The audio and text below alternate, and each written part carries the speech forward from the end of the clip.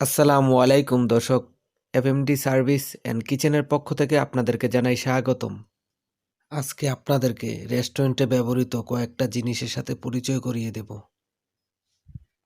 তাহলে আমাদের সাথেই থাকুন, ফিরছি ইন্টুর পর।